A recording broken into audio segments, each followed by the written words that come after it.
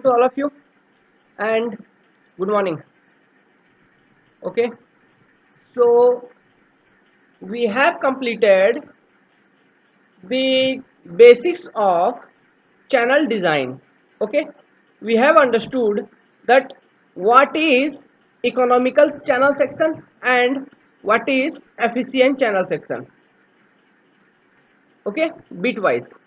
So, and one more thing, what we have designed in the previous video is the rectangular channel section. Now, but as I have said in the very first video that we have our concern with three kind of sections. First, rectangular, which we have seen. Second, the triangular section, and third, the trapezoidal. So let us discuss the second one.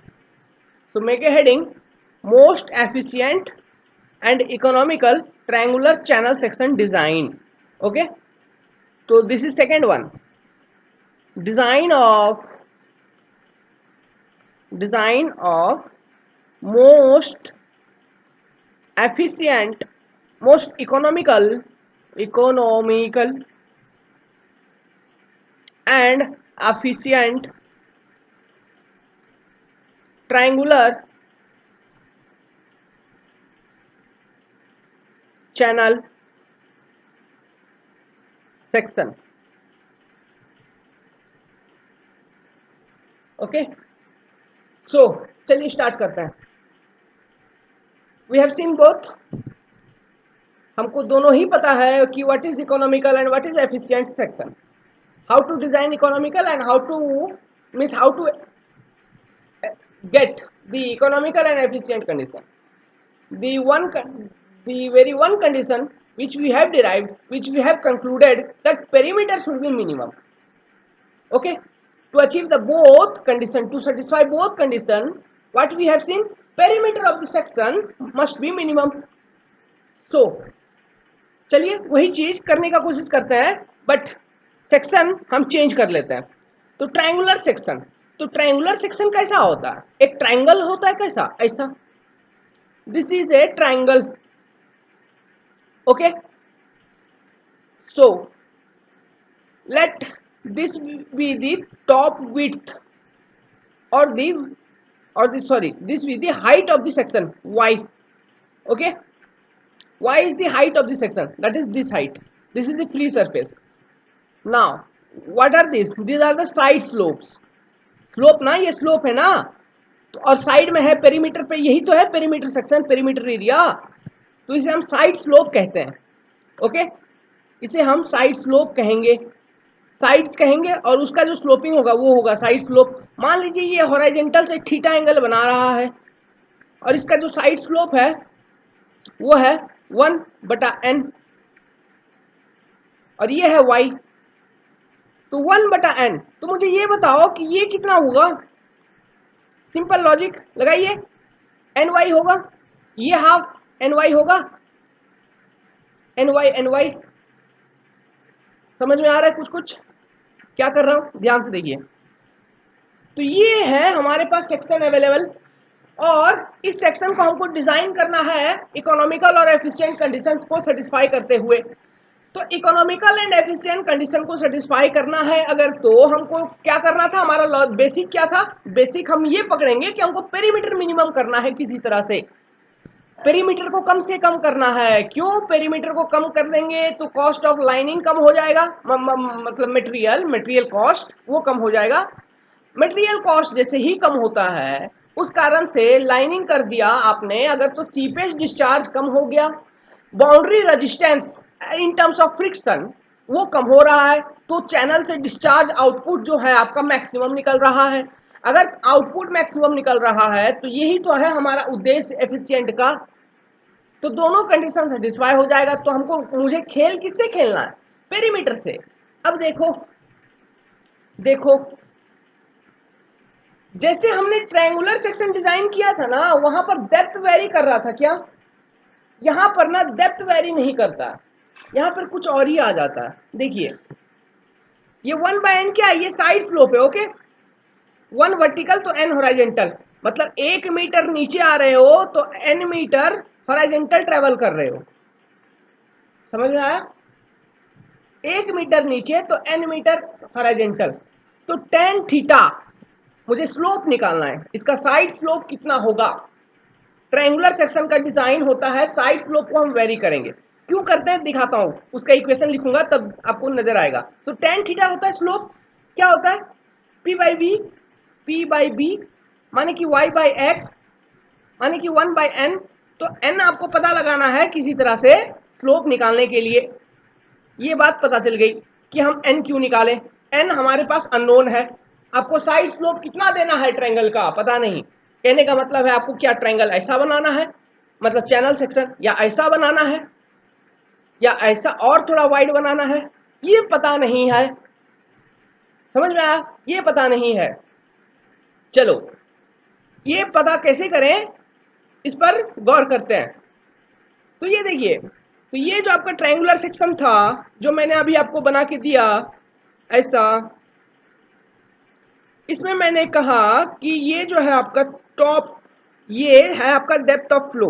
मान लो किसी कारणवश नहीं, मान लीजिए यहाँ पर depth of flow constant है, depth of flow आप चेंज नहीं कर रहे हो, हम यहाँ पर वेरी करेंगे, ट्रायंगुलर सेक्शन को डिजाइन करेंगे, तो हम स्लोप हमको फाइंड आउट करना है अल्टीमेटली 1/n, ये कितना होगा, इसी के अकॉर्डिंग आपका पेरीमीटर इंक्रीज या डिक्रीज होगा। क्यों होगा ये देखिए, तो ये होता था एन वाई और ये है एन वाई, तो ये जो विड्थ है, ठीक है, इसे हम कहते हैं top width.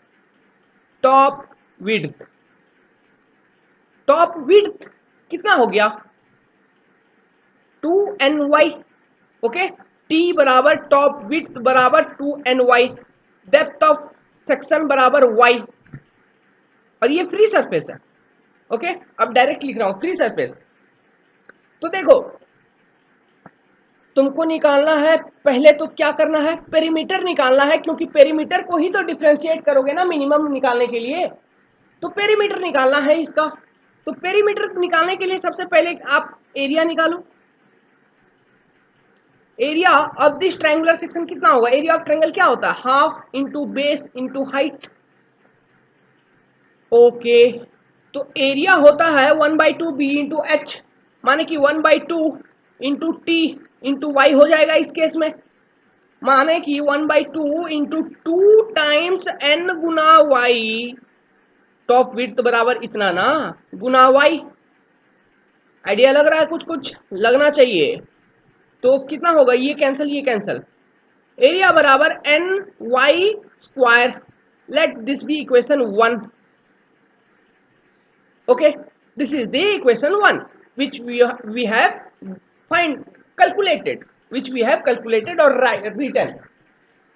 Now the equation of perimeter, perimeter equals, triangle का पेरीमीटर निकालना है आपको, साइड का पेरीमीटर बराबर p बराबर, आप कैसे लिखोगे, पाइथागोरस थ्योरम लगाओ ना, आपको ये निकालना है ना, ये वाला लेंथ कितना होगा। तो ये क्या पाइथागोरस थ्योरम के अंदर जो ट्रायंगल होता था उसका हाइपोटेनस है, वही है क्या, हाइपोटेनस है वो। तो क्या होता है पाइथागोरस थ्योरम के अकॉर्डिंग हाइपोटेनस का वैल्यू, हाइपोटेनस का वैल्यू रूट अंडर, मैं ऐसा लिख सकता हूं y square plus n y का स्क्वायर। तो ये तो हो गया एक साइड, और ये एक साइड, ये एक, तो दो है ना वैसा, दो साइड्स हैं, तो 2 root under y square plus n y square, ये हो जाएगा क्या पेरीमीटर आपका। तो इसे थोड़ा सा सिंप्लीफाई करिए, इसे थोड़ा सा सहज बनाइए। तो वो सहज बनाने के लिए क्या करना है मुझे, वो y को कॉमन निकाल लूंगा मैं, और क्या कर सकता हूँ अधिक से अधिक, y कॉमन निकाला तो बचा 1 प्लस एन स्क्वायर। तो ये मान लो इक्वेशन 2 है।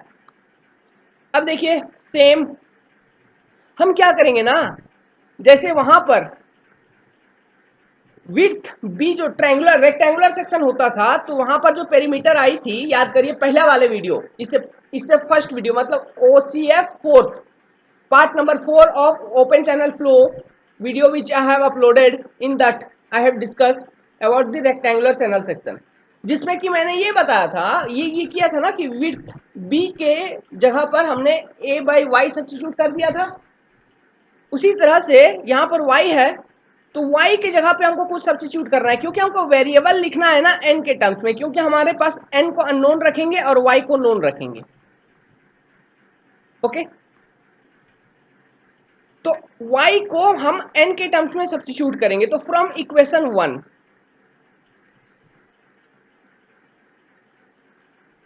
इक्वेशन 1 से आपको क्या पता चलता है? आपको ये पता चलता है कि एरिया होता है n टाइम्स y का स्क्वायर। तो y बराबर कितना हो जाएगा? y बराबर root under of a over n होगा क्या? इसे सब्स्टिट्यूट दिस इन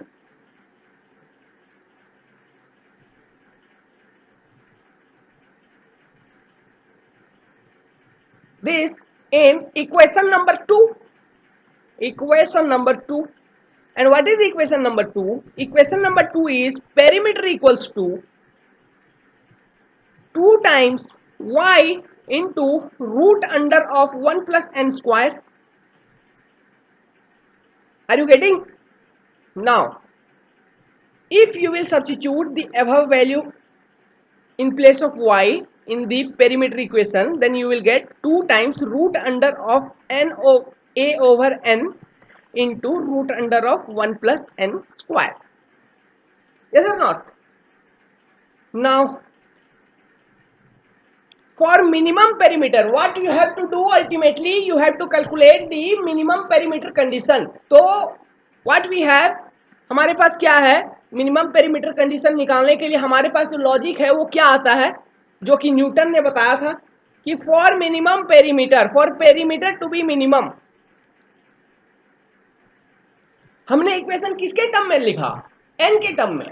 ठीक है, हमको n निकालना है। n कितना होगा कि मेरा पेरीमीटर जो साइड स्लोप है कुछ इस तरह से हो कि पूरा ओवरऑल ट्रायंगुलर सेक्शन का पेरीमीटर मिनिमम आए। n कितना होगा यही निकालना है। तो n के टर्म्स में हमको डिफरेंशिएट करना है पेरीमीटर का इक्वेशन। तो for minimum, for perimeter to be minimum, dp over dn must be 0. Okay, dp over dn must be 0. Now, so look at the equation of p. p का equation देखिए, p का equation जो हमने अभी निकाल लिया थोड़ा बहुत ज्यादा कॉम्प्लिकेटेड निकाल लिया क्या? 2 root under a by n into root under 1 plus n square. इसे तुम डिफ्रेंशिएट करने जाओगे कम से कम 1-2 पन्ने लगेंगे। हाँ, अब देखो, हम इंजीनियर हैं। ओके, हमको रिजल्ट से मतलब है, हम इंजीनियर हैं, हमको रिजल्ट से मतलब है। हम क्या करेंगे ना कि हम differentiation of dp over dn नहीं करेंगे, हम क्या कर देंगे, dp स्क्वायर ओवर dn कर देंगे। एक ही बात है क्या? p स्क्वायर को डिफरेंशिएट करेंगे। क्या प्रॉब्लम है? कोई प्रॉब्लम नहीं है। ओके, p स्क्वायर को डिफरेंशिएट कर दिए हमारे सहजता के लिए, ताकि हमें आसानी हो, हम रिजल्ट तुरंत डिराइव कर लें। तो देखिए, तो dp स्क्वायर ओवर dn बराबर 0 इक्वेट करेंगे, फिर भी मिनिमम पेरीमीटर हमको मिल जाएगा। तो p स्क्वायर निकालो तो सबसे पहले, तो p स्क्वायर अगर लिखा, क्या लिखा? 4 into a by n 1 plus n square.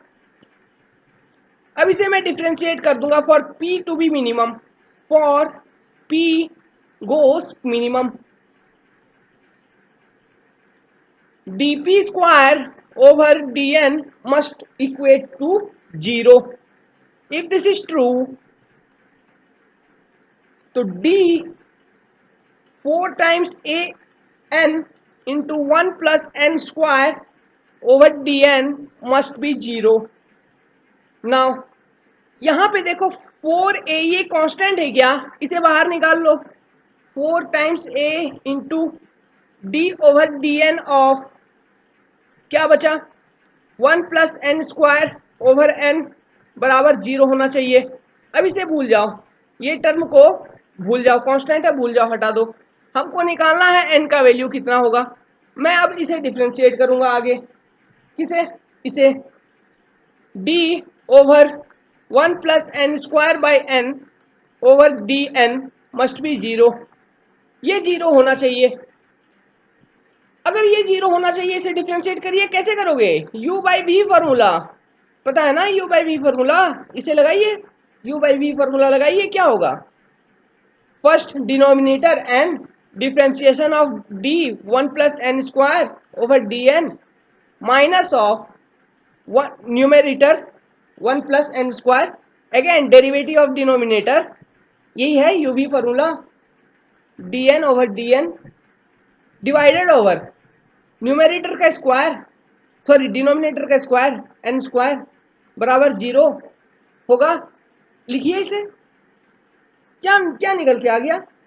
N square तो उधर कट गया, 0 हो गया ना, 0 में कैंसिल आउट हो जाएगा एन स्क्वायर, तो n into 2n, okay, minus 1 plus n square into 1 बराबर 0 होना चाहिए।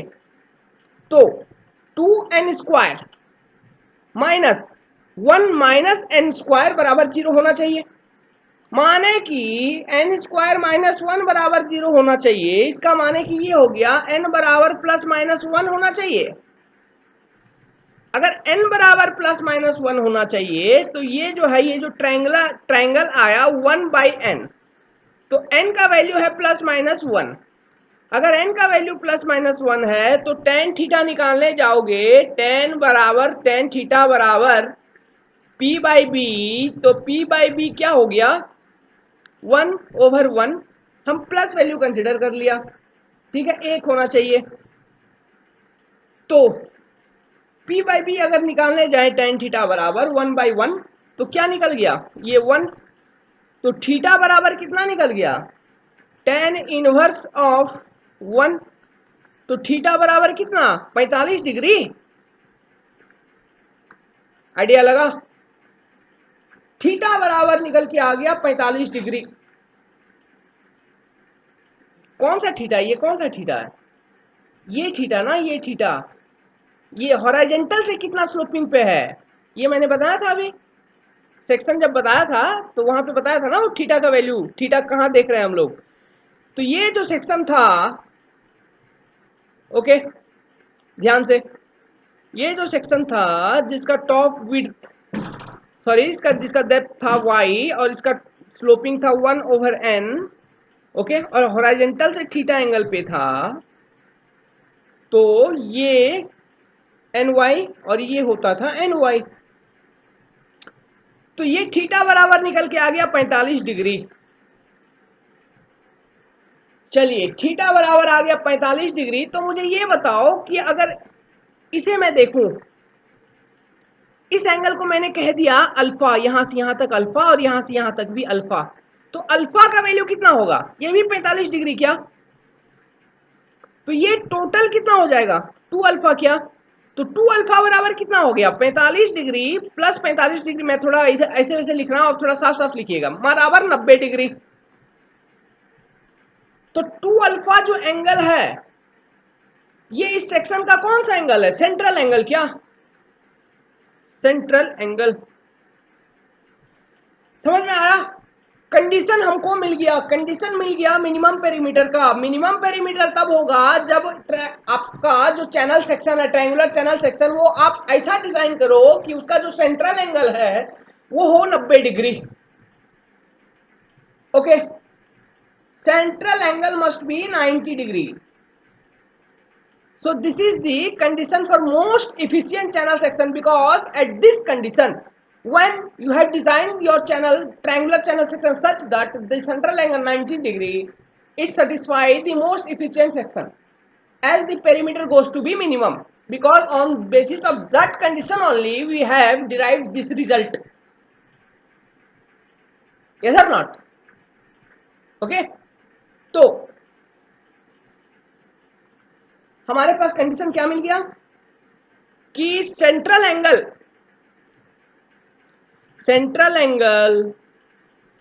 red note central angle must be 90 degree, okay, for most efficient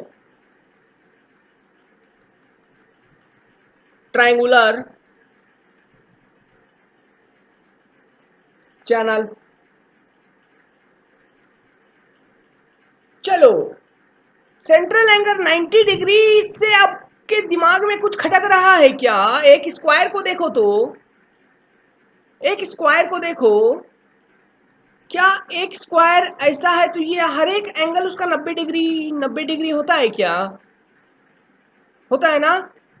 अब इसी स्क्वायर को मैं अलोंग डायगोनली अगर देखूं तो क्या ये ऐसा दिखेगा क्या मुझे? ऐसा दिखेगा? अगर मैं यहां से इस स्क्वायर को काट दूं तो ये भी 90 डिग्री है ना इसका, ये 90 डिग्री। अगर मैं यहां से एक्स एक्स सेक्शन ले लूं तो ये क्या हाफ ऑफ ए स्क्वायर होगा क्या? Half of A square. ये पूछता है ईएससी के अंदर कि what is the condition of most efficient channel section, triangular channel section. Example दिया होगा, ऑप्शन में दिया होगा कि it is half of a rhombus, है हाफ ऑफ ए सर्कल।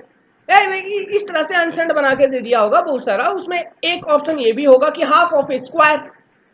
तो आपको क्या टिक लगाना है? हाफ ऑफ ए स्क्वायर दिखाना। यहाँ पर हाफ ऑफ ए स्क्वायर कैसे होगा, दिखा दिया ना। डायगोनली प्लेस करो, उसको आधा काट दो एक रेक्टेंगल को, सॉरी एक स्क्वायर को, तो आधा मिल गया आपको स्क्वायर का आधा।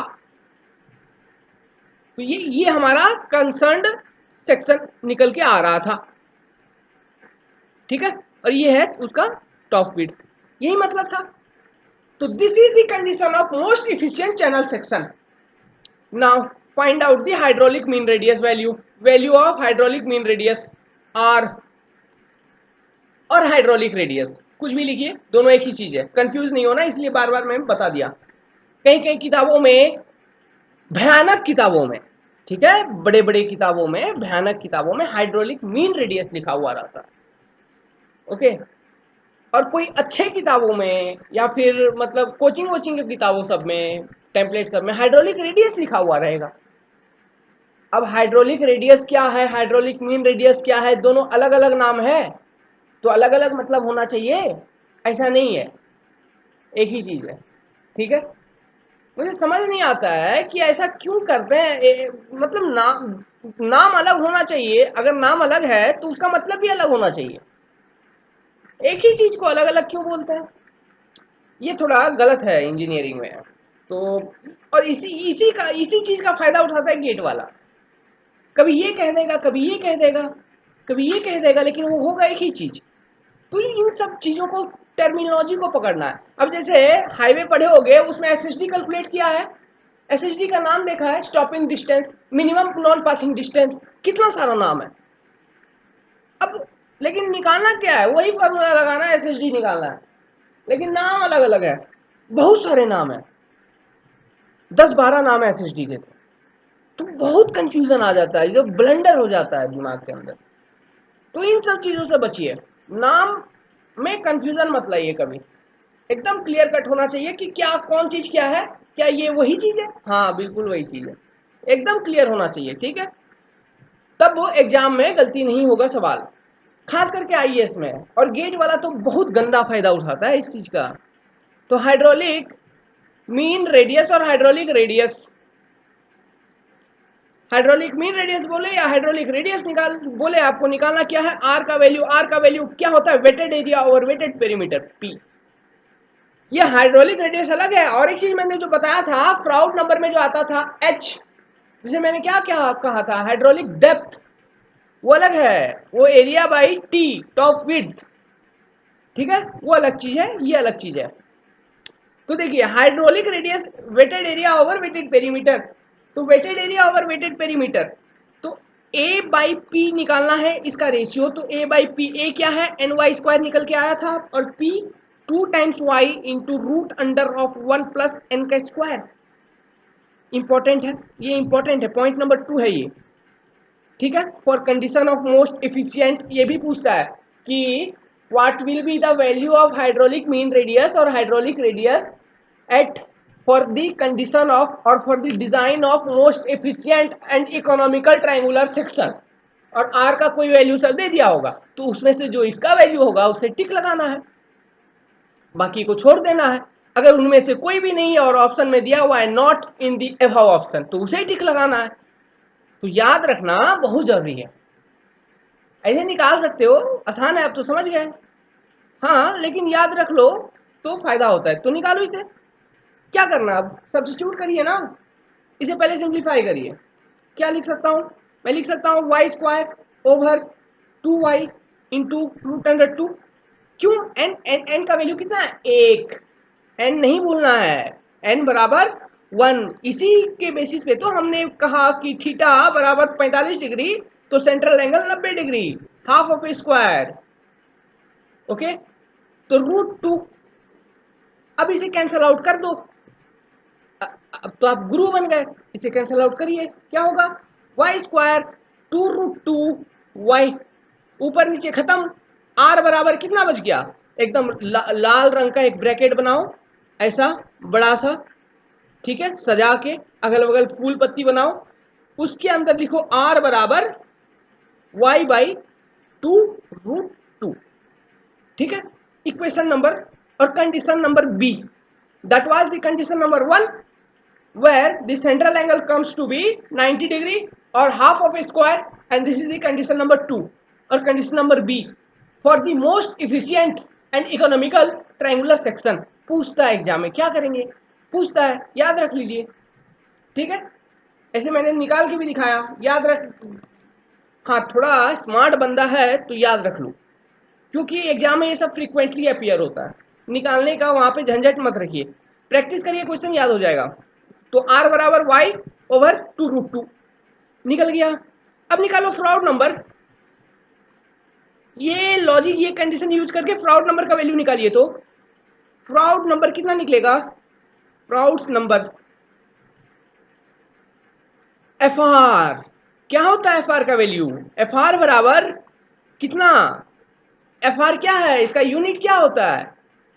सोच के बताना कि fr का what is unit of fr। fr बराबर v√g इंटू a/t।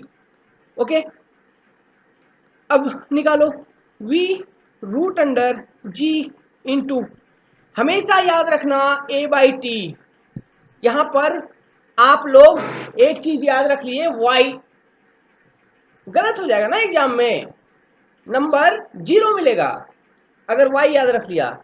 याद क्या रखना है? हाइड्रोलिक मीन डेप्थ है वहां पर, जो कैरेक्टरिस्टिक डायमेंशन होता है, जो पहला वीडियो में मैंने बताया ओपन चैनल फ्लो का, कि जो कैरेक्टरिस्टिक डायमेंशन होता है in case of open channel flow we consider as the hydraulic depth और हाइड्रोलिक मीन डेप्थ। ठीक है, और हाइड्रोलिक मीन डेप्थ निकालने का कंडीशन है a/t और इक्वेशन है उसका a/t। तो a/t याद रखना है। क्यों? इसे a/t को कैसे यूज करता हूं आप देखिए। तो a बराबर कितना निकला? ny² और टॉप विड्थ कितना है? देखिए ny² a और टॉप विड्थ कितना निकला? 2ny। n खत्म। ओके, n खत्म हो गया, तो v√g y खत्म, तो g इंटू क्या निकलेगा अभी? y/2 है। आ रहा है कुछ कुछ आ रहा है? तो क्या फ्राउड नंबर इधर अलग आ रहा है क्या? बिल्कुल अलग आ रहा है। √2 v√g y। ओके, ये होगा Froude number for triangular channel. Very important, इसे कंडीशन 3 लिख लीजिए। कोई जरूरी नहीं है कंडीशन 3 लिखना, लेकिन आप कैरेक्टरिस्टिक डायमेंशन जो है ना sorry sorry sorry very much, sorry for the inconvenience. जो कैरेक्टरिस्टिक डायमेंशन है उसे a/t कंसीडर करना है, जो होता है h, जिसे हम कहते हैं हाइड्रोलिक मीन डेप्थ या फिर हाइड्रोलिक डेप्थ। लिख लो इसे, हमेशा ये कंसीडर करना है, चाहे कोई भी चैनल सेक्शन दिया। अगर रेक्टेंगुलर की जगह पैराबोलिक दे दिया, आप वहां पर तो यही मेथड लगाओगे, पेरीमीटर को मिनिमम करोगे, इक्वेशन वो सब नहीं देता है, वो सब हायर डिग्री कर्व है, वो सब नहीं देगा। लीनियर कर्व ही देता है, लीनियर प्रोफाइल। ओके, और कभी देखा हो कोई एक चैनल नाला बनाया एकदम पैराबोलिक ना अपने, हाँ सोचो अपने अगल बगल कहीं नाला देखे हो एकदम पैराबोलिक? नहीं ना, नहीं होता है। ओके, नहीं होता है वैसा। तो दिमाग नहीं लगाना उस पर, देगा भी नहीं, पूछा भी नहीं, आज तक नहीं पूछा है, कभी नहीं पूछा है, तो अब क्या पूछेगा। देखिए, तो ये याद रखना है, ए बाई टी खत्म, ट्रायंगुलर सेक्शन खत्म। ठीक है, एक टास्क मैं आपके लिए छोड़ता हूं फिलहाल, क्योंकि सच में काम है मुझे, तो मैं बताऊंगा वेडनेसडे के बाद बताऊंगा इसके बारे में।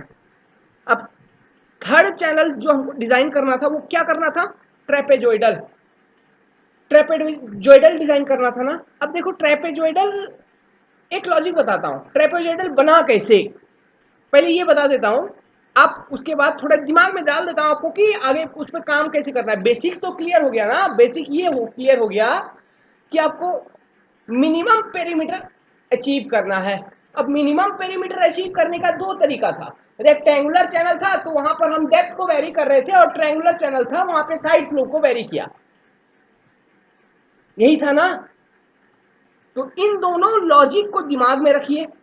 अब देखिए एक ट्रेपेजोइडल चैनल कैसे होता है, तो ट्रेपेजोइडल चैनल क्या ऐसे हुआ होगा, पहले एक रेक्टेंगुलर बनाइए, रेक्टेंगल बनाइए, sorry let me erase this one. पहले एक रेक्टेंगुलर चैनल आपने बना लिया, ओके, एक रेक्टेंगुलर चैनल बनाया, उसका बेस विड्थ आपने कहा कि ये बी है और इसका डेप्थ है वाई, ओके, इसका डेप्थ है वाई और बेस विड्थ है बी। अब ना आप और थोड़ा खुरापाती दिमाग अपनाए, आपने सोचा कि इसमें तो मेरा जो भी कंडीशन में करता हूं उसमें एफिशिएंट बनता है सो बनता है, मैं क्या करूंगा, चैनल को और थोड़ा बड़ा बनाऊंगा, ओके, और उससे मैक्सिमम डिस्चार्ज निकालूंगा और उसे भी एफिशिएंट बनाऊंगा। तो आपने क्या किया ना कि आपके पास दो तरीका तो अवेलेबल है ना, कि आप एक तो डेप्थ वेरी कर सकते हो, ठीक है, डेप्थ को डिफरेंशिएट करके मिनिमम पेरीमीटर कंडीशन पे अराइव कर सकता है ट्रायंगुलर चैनल के केस में, सॉरी रेक्टेंगुलर केस में। दूसरा ट्रायंगुलर चैनल केस में मैंने ये भी समझा दिया कि साइड स्लोप को वेरी करके मिनिमम पेरीमीटर कंडीशन को हम कैसे अचीव करें, दोनों चीज मैंने बताया आपको। तो आपने क्या किया ना कि ये जो इसका ट्रायंगुलर, ये रेक्टेंगुलर वर्टिकल वर्टिकल प्रोफाइल था, आपने इसमें थोड़ा सा स्लोपिंग प्रोवाइड कर दिया, ठीक है। अब ये हो गया, ओके, ये कर दिया आपने, इसमें स्लोप प्रोवाइड कर दिया, ये कर दिया आपने। नाउ इसका स्लोप मान लो आपने 1/n प्रोवाइड किया, अगेन 1/n। तो अब ये एक ट्रेपेजोइडल सेक्शन बन गया ना, ट्रेपेजोइडल चैनल सेक्शन, ये फ्री सरफेस, यहां भी फ्री सरफेस, ये भी फ्री सरफेस, ठीक है। तो ये देखिए, इसका मैं क्रॉस सेक्शन बता दे रहा हूं, ये बी, ये n इंटू वाई, ये again n into y, okay. तो टॉप विड्थ कितना हो गया, 2ny plus B, top width, और बेस विड्थ तो बी है ही। अब मुझे ना इसको मिनिमम कंडीशन के लिए डिजाइन करना है, तो मिनिमम पेरीमीटर हमको अचीव करना है। मिनिमम पेरीमीटर अचीव करने का दो तरीका था, अगर रेक्टेंगुलर था तो हमने डेप्थ को वेरी करके मिनिमम कंडीशन अचीव किया था, और ट्रायंगुलर अगर था तो हमने साइड स्लोप को वेरी करके मिनिमम कंडीशन पर मिनिमम कंडीशन अचीव किया था। तो क्या एक ट्रेपेजोइडल सेक्शन में एक रेक्टेंगुलर सेक्शन और ट्रायंगुलर सेक्शन का मिश्रण है एक ट्रेपेजोइडल सेक्शन, तो क्या यहां पर दोनों चीज वेरी करना होगा, दोनों वेरी करके कंडीशन बनाना होगा। तो सबसे पहले एक काम करो ना कि आपको दोनों तरीके से काम करना आता है, तो पहले आप y को कांस्टेंट ले लो और n के टर्म्स में इक्वेशन लिखो और n का वैल्यू निकालो कि n कितना होना चाहिए मिनिमम कंडीशन के लिए, ठीक है। उसके बाद n को कांस्टेंट मान लो और y को वेरी करो और पता लगाओ कि y कितना होना चाहिए मिनिमम कंडीशन के लिए। तो ये दोनों कंडीशन निकालो इस सेक्शन के लिए, ठीक है। तो वो जो कंडीशन निकल के आएगा वो होगा मिनिमम कंडीशन। आप कोशिश करिए, आपके लिए टास्क छोड़ रहा हूं, थोड़ा आइडिया दे दिया कि करना क्या है, आइडिया तो दोनों का आइडिया मैंने दे दिया है। अब आप ये काम करिए, इसे बिना किताब कॉपी देखे मेहनत करो, 2 दिन लगे, 1 दिन लगे, दिमाग लगाओ कि आखिर है क्या, तभी जाके बेसिक क्लियर होगा।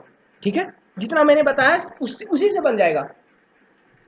अभी बता दिया मैंने हाल फिलहाल, अभी अभी जितना बात बता, पहले एक को कांस्टेंट रखो, एक को कांस्टेंट रखो और दूसरे के टर्म में डिफरेंशिएट करो। इक्वेशन लिखना आता है ना इसका, एरिया लिखिए, पेरीमीटर लिखिए। ठीक है, पेरीमीटर में जो कांस्टेंट टर्म है उसकी जगह पर जिसके फॉर्म में डिफरेंशिएट कर रहे हैं उसे सब्स्टिट्यूट करिए एरिया की इक्वेशन से। समझ में आया? उस तरह से एक इक्वेशन बनाइए, फिर उसे डिफरेंशिएट करिए, एक कंडीशन मिलेगा, फिर n के टर्म्स में लिखिए, फिर एक कंडीशन मिलेगा, तो दो कंडीशन निकालिए इसका। चलिए काम करिए इस पर। फिलहाल मैं स्टॉप करता हूं। Okay, now well, thank you, good luck.